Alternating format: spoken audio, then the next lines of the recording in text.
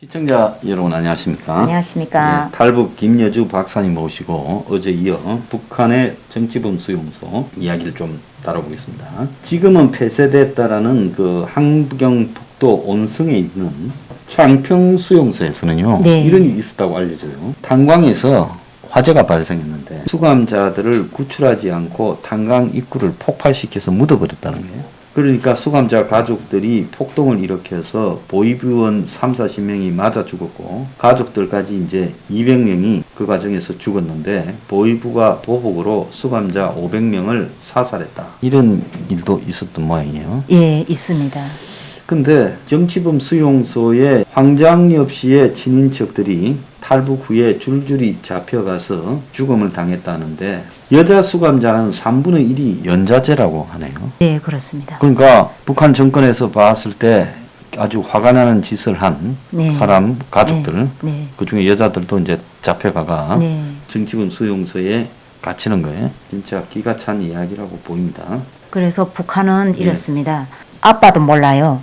내 아빠가 그냥 가족이 행복하게 살았는데 어느 날 친구 동생인데 예. 하루아침에 밤에 실어 갔습니다. 밤에 와가 잡아가고. 예, 밤에 와서 그럼 뭘 잘못했다고 그러는 거지? 그러니까 자녀들도 모르는 겁니다. 가족들도 뭘 잘못했지? 예. 근데 그 친구 동생은 결혼했습니다. 결혼해서 아기를 2명 낳고 살았고 그리고 친정집인데 친정집에 엄마 아빠 남동생이 살았는데 하루아침에 없어진 겁니다. 그래서 너무 황당하니까 딸인 것도 왜 우리 엄마가 어디로 갔지? 근데 보위부에서 이렇게 정치범 수용소에 데려갈 때는 아무 흔적이 없습니다. 흔적이 없고 순식간에 갑자기 짐도 크게 없고 대충 입을 옷이나 뭐 이런 것만 가지고 사람만 딱 눈을 딱 가려가지고 예, 가려가지고 그 북한의 저 철도에 차가 있습니다. 그 이런 빵통 같은데 그런 데다가 데려가니까 뭐 식구 작은 거는 그냥 이런 차에다가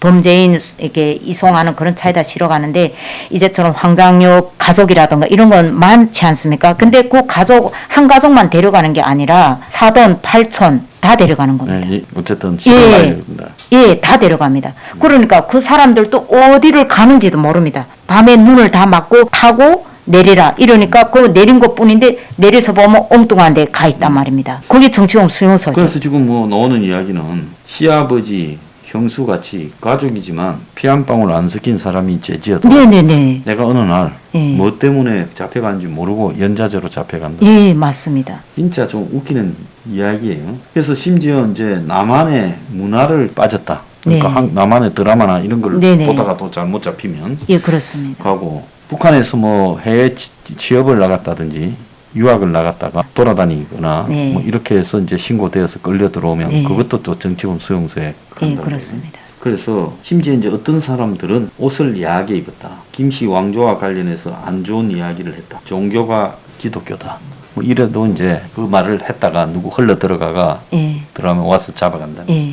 그래서 북한은 예. 내 옆집도 못 믿습니다. 어떤 체계를 만들었냐면 우리 이렇게 나란히 한동 2세대가 산다. 예. 이렇게 북한은 대체적으로 한동 2세대, 한동 4세대 뭐 하여튼 크게 이런 집이 한 동이 있으면 예. 몇 사람들이 모여서 사는 예, 그렇습니다. 몇 가족이 예. 그러면 그게 무슨 말이냐면 집은 한 채인데 요 한 칸은 누구 살고 또 한 칸은 또 다른 사람이 살고 한동 4세대라는 게 그 말입니다. 4세대 다 다른 사람입니다. 예. 그래서 만약에 4세대가 산다 이러면 내가 너를 감시하고 그렇게 만들었습니다. 보위부에서 너네 옆집에 어떤 말 하는지 어떤 행동하는지 그런 걸 감시해라. 그리고 또 이 사람 보고 또 너네 옆집 이렇게 호상 감시 체제를 만들어 놓다 보니까 누구를 못 믿는 거죠. 근데 막 힘들고 이제처럼 고난의 행군도 있고 뭐 이런 상황 속에서 나도 몰래 어떤 정부에 대한 비난이 나올 수 있잖아요. 그 화가 나니까.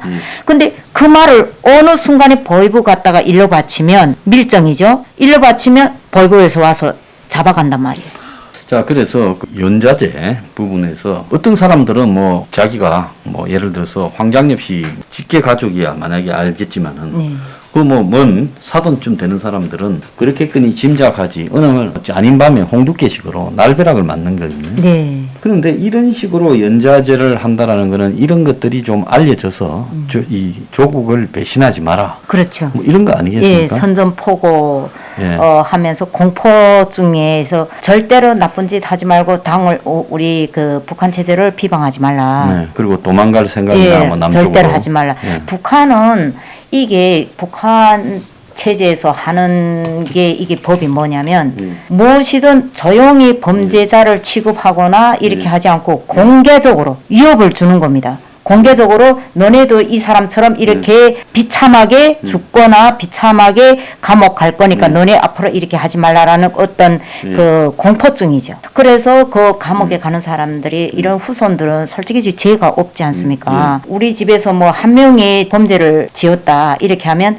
그 범죄를 지은 사람만 취급을 해야 되는데 그 자손 거기에 되는 사돈 팔촌에까지 다 이렇게 취급을 해서 그 감옥에 보내니까 이런 사람들은 억울하고 그리고 북한의 정치범 수용소나 뭐 이런 사람들을 살인자도 좀 있지만은 대부분이 죄가 아닌 죄를 가는 겁니다. 김일성을 비방했다는 그 오직 그 하나의 죄. 사실 여기 와서 생각하면 그게 죄가 아니거든요. 그게 뭔 죄예요, 그죠? 그러니까. 네. 그건 뭐 기본적으로 어느 나라든 정치 체제를 다 비판할 수 있고 예. 그 비판을 허용하지 않는 것이 비정상적인 그렇습니다. 것인데 예. 그런 당연한 그 행동을 했다든가 뭐 나만의 드라마를 봤다든가 자기 신앙에 대해서 이야기했다고 이런 거는 인간의 기본적인 아주 본능이라도 조금도 인격 예. 인정하지 않고 국가가 거대한 범죄 집단으로서 자국 국민들을 학살하고 학대하는 건데 특히 그 기독교인들이 또 북한에 좀 있었던 모양이에요. 예, 예전에 옛날에 북한이 뭐 지하교회. 기독교인들이 평양이나 북한의 여러 도시들이 예. 남한보다 원래 북한의 기독교가 훨씬 셌고 예, 또 셌습니다. 남한에 있는 예. 주요 또 서울이나 호남에 있는 교회들도 다 북한에서 내려온 교회들이 예, 많아요. 그렇습니다. 그 김일성이 그 외가 쪽도 다 기독교 집안입니다. 예. 근데 김일성이 정권을 잡으면서 이 기독교라는 어떤 상징을 자기한테 비춘 거죠. 예. 하나님을 의지하고 하나님을 믿고 기도해야 되는데 자기 말을 믿고 자기한테 의지해라 이거죠. 그래서 특정 신앙을 믿는다고 해서 그 신앙을 믿는 사람들을 수용소에 가둬서 죽인다. 그래서 북한의 신은 김일성 인격밖에 김일성이죠. 없다. 예, 내 말고 그렇습니다. 다른 사람을 더 섬기지 믿고 말라. 의지한다는 것은 이건 있을 수 없는 일이다. 지금 이런 이야기 그건 아니겠습니까? 반동이죠. 그래서 정말로 놀라운 거는 독일이 이제 2차 대전 때 아우슈비츠라는 데에서 비롯해서 유대인 수용소에서 유대인을 학대하다가 죽였는데 그런 거하고 똑같은 기관이 이 북한에 존재하고 그런데 이제 문제는 넘어오셔가 남한의 지식인이나 남한의 엘리트들이나 이런 사람들이 북한의 이런 강제 수용소 이런 데를 비판하지 않고 거론하지 않는다는 데 대해서 좀 놀라지 않았습니까?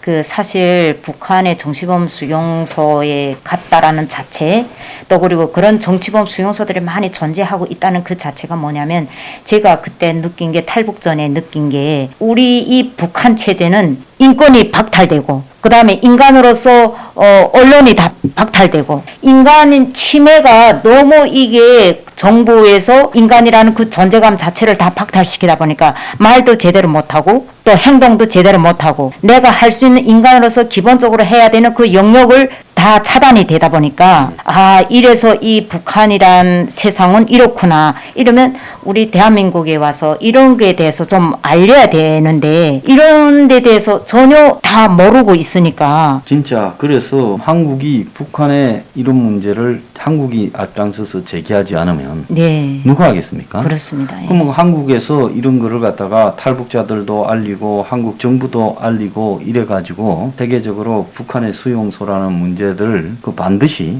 나중에 책임을 묻겠다. 즉 통일이 되거나 북한의 김정은 체제가 무너지면 거기에 관련되어서 학살하고 괴롭히던 사람들은 다 잡아서 사법 처리를 해서 사형을 시키든지 네. 안 그러면 무기징역을 때리든지 해서 그 인간 이하의 행동에 대해서 대가를 치르게 해야 된다. 이런 말들이 한국에서 거의 없다라는 게 저는 굉장히 의아해요.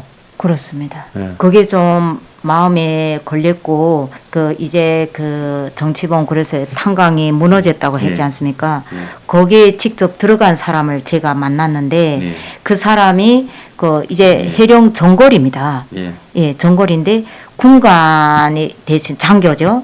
장교 되시는 분 제가 한 번 알고 있었는데 그분이 우리 지역에서 군관질 했습니다. 그 북한 말로는 군관이지만 여기 대한민국 언어로는 장교. 그분이 진짜 마음도 착하고 좋은 분이십니다. 근데 그분이 길에 밤에 근무 서고 밤에 집에 귀가하다가 조폭이 달려들어서 어떻게 한 손으로 그냥 이렇게 지압을 했는데 그 사람이 죽었습니다. 뭐 정당방인데 한국에서는 그건 뭐 이 사람이 잘못한 게 아니라 어떻게 뭐 막으려다 보니까 예, 막으려다 보니까 이 사람이 죽었는데 다음 날에 경무부 군대들은 다 경무부에서 취급을 합니다. 그래서 경무부에서 딱 내려와가지고 사고 친 그 사람을 앞에다 세워놓고 뒤에 그 군관들 다 세워놓고 옆에 군관들이 보는 앞에서 그러니까 한 개 대대인데 한 개 중대인데 그 중대 군관들이 다 보는 앞에서 이 사람이 이 견장 있지 않습니까? 소대장이니까 뭐 그 견장을 와락와락 아이고. 잡아뜯고 이제 정거리를 보낸 겁니다. 그러면 뭔 죄로 보냈다고 그래요? 이제 사람을 때렸다는 죄. 살인했다. 예. 그래서 보냈는데 그분이 가서 3년 만에 그러니까 가족은 그냥 군관 가족이니까 그 지역에서 같이 이렇게 살다가 남편이 정거리 들어가니까 그 가족은 다행히도 안 데려가고 그냥 친정집에 보냈더라고요. 법에서 보냈는데 그 옆에 있는 군관들 이야기하는데 정거리 이제처럼 탄강에 가서 석탄을 막 캐는데 그 굴이 무너져가지고 돌아가셨다 하더라고요. 그 안에서요? 예. 자, 그런데 이게 이런 짓거리를 하는데도 정권이 지금 북한의 김정은 정권이 지금 74년간 유지되고 그 다음에 북한의 이런 잔혹한 행위가 국제사회에 지금 외국의 인권단체가 조금 이야기하지 한국에서 누가 이 문제를 제기하는 사람이 별로 없어요. 그래서 정말로 이런 것들이 유지되고 있다는 데 대해서 한국 국민들이 모르고 가고 있는 것도 제가 봤을 때는 좀 어떻게 보면 이런 걸 외면한 것도 죄다 저는 그렇게 보고 있습니다. 네. 네. 제 친구 아빠가 하교입니다. 화교요? 예, 하교. 예. 하교는 중국 국적도 가지고 있으면서도 예. 북한에서 거주할 수 있고 그래서 예. 결혼해서 저 친구도 거기 태어났는데 예. 그 하교니까 당연히 자기 중국에도 가고 싶고 해서 80년대 초반에 중국에 월경했습니다. 월경했다가 잡혔습니다. 중국에. 예. 자기가 이제 화교니까. 예, 하교니까. 네, 그럴 수도 있겠다 예, 근데 생각하는데. 공공연하게 교도로 여행증 발급받아서 왔다 갔다 해야 되는데 그 사람이 가만히 두만강을 건넜습니다. 너무 가고 싶으니까. 두만강을 건넜는데 그 사람이 두만강을 건너다가 잡혔는데 이 사람을 정치범 수용소에 보낸 겁니다. 그리고 북한의 식물연구소에 그 한 학자가 있습니다. 연구소 학자가 있는데 그 사람이 제가 기억이 나는데 기름골이라는 그 열매를 발굴해서 연구했는데 그 연구 기간이 상당히 길어가지고 한 14년 걸렸습니다. 14년 동안 그 기름골이라는 걸 연구해서 그 기름골이 뭐냐면 화성 콩처럼 땅 밑에서 이렇게 자라는 그 열매 비슷한 그건데 그걸 먹어보니까 생거로 먹어보니까 너무 달고 맛있었습니다. 근데 거기에서 추출해낸 그 기름골 기름이 있습니다. 거기서 기름을 식용유를 뽑아서 그 우리가 사람들이 그 복용하는데 그 먹는데 그런 기름골 그 식물을 14년 동안 연구해서 마지막에는 김일성이 노력용우 칭호를 줬습니다. 영웅 칭호를 준 것만큼 그 사람이 14년 동안 얼마나 고생했겠습니까? 예, 굉장히 고생했죠. 그런데 뭘 잘못했는지는 모르겠는데 그 사람이 방송에 막 나오더니 한순간에 없어졌습니다. 어느 순간 노력 영웅에서 예. 제거됐구나. 예, 막 방송에 막 나오고 노령영의 영화까지 다 촬영될 정도로 14번째 겨울이라는 영화까지 다 출시됐거든요. 근데 한순간에 없어져서 어디 갔지 했는데 그 정치범 수용소에 갔던 사람이 증언에 의하면 정치범 수용소에 들어가니까 이 사람도 자기 조상이 잘못해서 거기 애매하게 들어갔는데 들어가니까 이제 영웅이 거기서 돼지를 키우고 있더라는 겁니다. 그래서 자기가 너무 깜짝 놀랐고 근데 그 영웅인지도 몰랐다고 그렇게 했는데 나와서 거기서 탈출해서 들어보니까 그 영웅이 그 안에 있었다고. 웃기는 이야기. 한순간에 예. 그냥 인생이 나락으로 떨어지게 되는 거네요. 그렇습니다. 그래서 이 북한의 정치범 수용소 이런 것들은 우리가 널리 알리고 또 그걸 전파하고 해서 그 안에 있는 사람들이 살아놓을 수 있도록 도와주는 것이 인간으로서 도리인데 우리가 정권이 바뀌었으면 이제 이런 문제도 해야 되는데 이걸 네. 마치 북한을 의식해서 북을 자극할까봐 공개적으로 언급하지 않고 국제적으로 외국 사람들이 뭐 미국 사람들이 일본 사람들이 체코 사람들이 이런 거를 거론하고 이게 잘못된 거고 저는 진짜 부끄러운 이야기다라고 보고 있어요. 그러니까 이게 얼마나 억울합니까?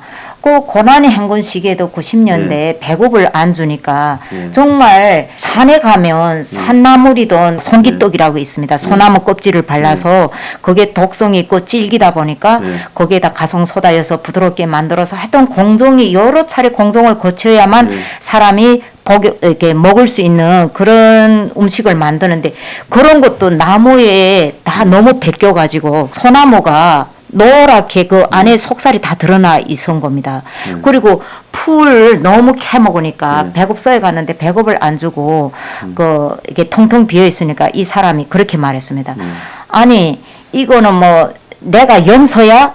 왜 인간이 풀을 먹어야 되냐고 이 말 한마디 했다고 정치범 수용소에 끌려간 겁니다. 그리고 저희들이 북송이 된 다음에도 거기에서 정치범 수용소 가는 사람, 그 다음에 일반 집결소에 가는 사람, 이게 부류가 있는데 정치범 수용소에 가는 사람은 콩밥을 줍니다.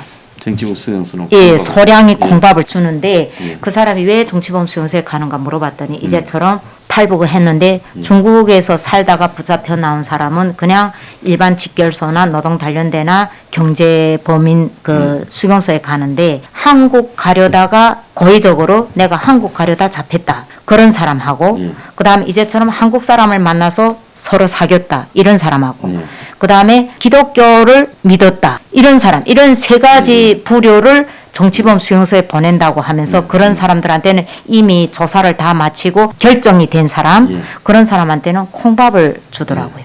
자, 근데 얼마 전에 이제 신동혁이라는 사람이 네. 이제 탈북 일을 하고 책도 내고 예, 했는데 책을 냈습니다. 예, 내용이 조금 사실과 몇 가지가 달랐다. 예. 라는 걸 가지고 이제 이런 문제를 북한에 동조하는 사람들이 막 비난하고 이렇게 했는데요. 자, 그렇지만은 지금 이런 일부가 사실이 아니라고 하더라도 북한에서 벌어지고 있는 이 정치 수용소에 대한 대부분의 정언이나 이야기들은 그건 분명하게 있는 거고 그것이 또 인공위성으로 이렇게 찍혀 있고 또 일부는 사진도 있고 있습니다. 또 거기서 실제로 탈출한 있습니다. 사람의 숱한 정언이 있고 그래서 세계가 이런 부분들을 이제는 부인하지 않고 있다는 겁니다. 그래서 우리가 자꾸 이제 북한을 뭐 협상의 대상으로만 생각하고 이럴 게 아니라 누군가는 북한이 저지른 이런 반인륜적인 잔혹한 범죄에 대해서는 끝까지 이 문제를 파고 헤치고 또 절대로 용납해서는 안 된다라는 것을 북한 체제에도 좀 알리고 이래야 될 필요가 있지 않은가 그런 생각을 해요. 예, 필요성이 있습니다. 금방 왔을 때는 정말 지금 현재는 그래도 많이 좋아졌는데 우리 탈북민들이 대한민국에 금방 왔을 때 그러니까 2000년대 초반에 그때는 정말 이 탈북민에 대한 편견이 너무 안 좋았습니다. 예, 그래서 그때 너무 서운하고 속상하고 그럴 때마다 무슨 생각을 했냐면 너네들도 이렇게 비방하거나 탈북민을 진짜 뭐 완전 나쁜 사람으로 취급하는 사람들 뭐 다 그런 건 아닌데 그런 사람들 이게 목격할 때마다 그런 말을 했습니다. 너네도 네 가족, 네 부모, 형제, 부모, 자식 다 굶어 죽고 정치범 수용소에 끌려가서 정말 고통받고 이래봐라 이런 말이 나오겠냐고. 절대로 그런 말 안 나오죠. 예, 우리는 내가 보는 앞에서 엄마가 일주일 동안 굶어서 돌아가셨고 내가 보는 앞에서 친구 가족이 다 정치범 수용소에 끌려가는 거 봤었고 진짜 그런 걸 다 우리는 목격했기 때문에 정말 가슴에는 정말 내 부모, 내 형제, 내 가족, 친척 이런 사람들이 받은 그런 모욕과 고통 이런 것들이 너무 마음에 와닿으니까 가슴이 아픈 거예요. 그러니까 몰라서 그런 말 할 수도 있지만은 그래도 최소한의 우리가 왜 여기 대한민국에 왔는지 왜 탈북을 했는지 우리들이 증언이 조금씩 나오면 거기에 대해서 공감해줘도 감사할 뿐이고 그런데 막 탈북자들은 돌아가라 탈북자들을 돌려보낸다 막 이럴 때는 진짜 너무 마음이 아팠습니다. 저는 탈북인이나 특히 또 북한의 이 행태들에 대해서 비난하고 비판하고 또 부정하고 하는 거요. 이런 사람들도 잡아서 처벌해야 된다고 봅니다. 그거는 히틀러 나치에 대해서 찬양하거나 아우슈비츠 수용소를 부인하면 독일에 처벌해요. 네. 마찬가지로 북한에서 벌어지고 있는 이런 잔인한 인륜 범죄라든지 또 이런 거를 갖다가 못 봐서 탈출해서 사선을 넘어온 사람들을 그렇게 비난하고 조롱하는 자들이 있다면요. 그건 처벌해야 된다고 봐요. 그 처벌법을 만들어야 된다고 봅니다. 그런데 이 나라가 참으로 비루해가지고요. 보수라는 것도 썩어 문드러지고 보수의 가치는요. 북한에서 벌어지는 저런 이 김정은 정권의 이 독재와 자신들의 그 양민 학살과 학대 이런 것들에 대해서 정확하게 처벌을 하겠다라는 의지를 가지고 가는 것이 그것이요. 제가 볼 때 보수예요. 근데 보수라는 사람들이 이런 데 대해서 별로 관심도 안 가지고 있고 그리고 탈북자에 대한 비아냥이나 북한에서 벌어지고 있는 실상을 부인하는 이런 일들이 이 세상에서 지금 한국에서 공공연하게 자행되고 있다는 것은 정말 용납할 수 없는 거고요. 앞으로 그런 사람이 있으면 뉴스 브리핑에서 특별로 딱 집어서 생방송을 하겠습니다. 그래서 그런 사람이 있으면 이야기 좀 해주시고요. 자, 참 한국 사람들이 나쁘다라고 내가 느끼는 것 중에 하나는 북한의 수용소 문제에 대해서 남한에 있는 사람들, 뭐 정치적으로 보수 성향을 가지고 있는 일부가 이용해 먹기 위해서 관심 가진 것 외에는 또 뭐 보수 언론이 일부 잠깐 뭐 관심 가지다가 신경 끄는 것 외에는 이게 보편적 한국 사람들에게 왜 문제인지조차도 크게 인식이 안 되고 있다는 거예요. 우리가 북한 체제를 끝장내야 된다는 근거가 수용소라는 이런 것들을 운영되고 있는 김정은의 일가의 행태에서 나오는 거 아니겠습니까? 그렇습니다. 그래서 우리 주변에 바로 위에 우리 민족이라고 주장하는 자가 이런 잔혹한 짓거리를 자행하고 있고 그렇다면 이걸 기필코 처벌하고 제거하고 그것들을 구출하기 위해서 노력해야 되는 게 올바른 사람들의 저는 의식이다 이렇게 생각합니다. 네, 그렇습니다. 자, 오늘 이 굉장히 중요한 문제를 제기를 해 주셨는데요. 실제로 저는 우리나라 국민들이 북한의 실상에 대해 그동안에 한 20년간 계속된 대한민국 좌파 세력들의 선전과 또 보수 우파의 비겁함 때문에 북한의 실상이 오히려요. 우리 어릴 때만 하더라도 네. 우리는 북한의 실상에 대해서 다 짐작을 하고 있었어요. 네. 근데 어느 순간부터 평양에 김정은이의 특권 계급들의 일부 모습들을 보여주면서 북한도 사람이 사는 거다. 또 일부 뭐 친부, 북한에 다녀온 미국 교포, 뭐 일본 교포 이야기 뭐 이런 것들을 가지고 홍보하고 이러면서요. 마치 북한이 그것도 사람 살만한 데니까 다 살지 뭐 안 그러면 지옥 같으면 누가 살겠냐. 그렇습니다. 이런 소리를 하는 게 탈북자들의 목소리보다 더 커지고 있어요. 거기에 대해서 마지막으로 한 말씀 좀 해주십시오. 북한은 어쨌든 우리가 정말 태어나서부터 그 북한 체제의 빈부자들이 하는 그 체제에서 속고 살았지 않습니까? 근데 속고 살았는데 정말 이런 고난이 행군이라는 팬데믹을 겪으면서 사람들이 들고 일어난 겁니다. 그래서 그때부터 북한 주민들이 정말 이 정권이 아니다.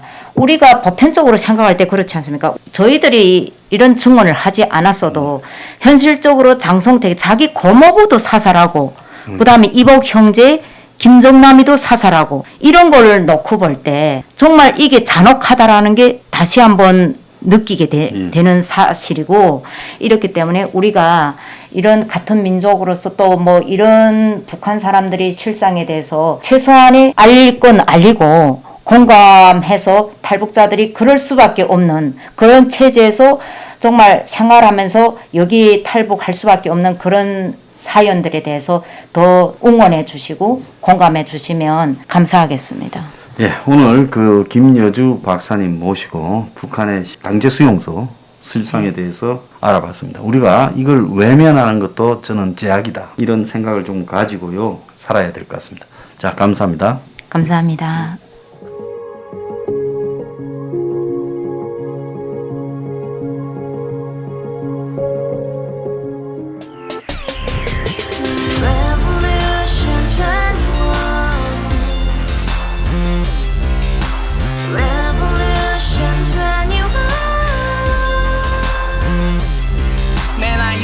월세 30 코인빚만 300 서울에 온 지 벌써 10년 아둥바둥 버텼지만 여전히 난 반지 하에 제왕 곰팡이 연문제약 내비랭 깡통망통 완전히 폭망 90원 창문만큼 작아진 내 꿈 연애 결혼 내 집 모든 게 헛꿈 1년 전 떠난 여친 울며 말했지 같이 살자 평생 가본 게 꼭꼭꼭하지 Revolution 21 가바후스 700 나도 소유주 Revolution 21 가바후스 700 나의 소유주 택시기사 우라부지 마트캐셔 울어문니 우리 집안 다 털어봤자 후줄 그래 개선민 내 미래 거기서 팍 끝난 거지 팍더 이상 노력 따윈 개무리 스펙 찾아 싼말리 비오는 날 알바 잘려 맨날 학원 날 개쳐 발려 밤비 내리는 양화대교 홀로 걷고 있을 때 현수막에 아로 새겨진 평당 700짜리 아파트 다 같이 소리 질러 혁명 21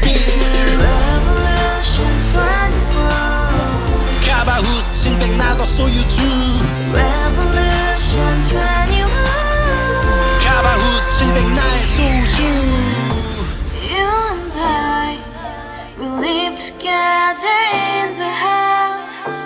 Brand new day, and your dream had just begun. Revolution 21, only open happiness. 너의 곁에 내가 영원히 지금까지 정치인들 입만 열면 찝찝찝 개소리 멍멍멍 쳤다 하면 뻥 잘난 부모 만나 잘난 학교 나오면 뭐 하나 우동살이 꽉 찬 대가리 깡통 소리 통통 저 푸른 조원이의 그림 같은 집을 짓고 평상사천 팔면 뭐해 평생 살 수 없는 집 내 미래 내 꿈 희망 퀸 살아나는 집 우리의 미래 혁명 21 Revolution 21 가바후스 700 나도 소유주